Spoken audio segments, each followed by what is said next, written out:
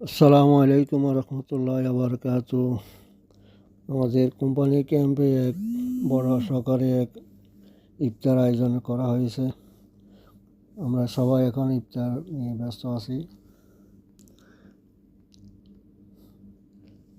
ইফতারে সবাই অপেক্ষা করতেছি আজানের জন্য।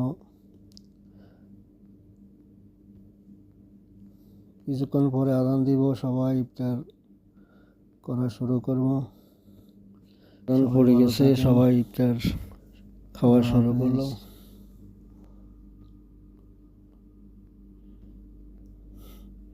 সবাই দোয়া করবেন যেন আল্লাহ আমাদের সেহরি ইফতার সব কিছু আল্লাহ কবুল করে।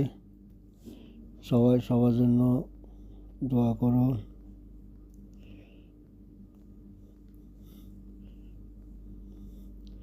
সবাই ভালো থাকেন, সুস্থ থাকেন।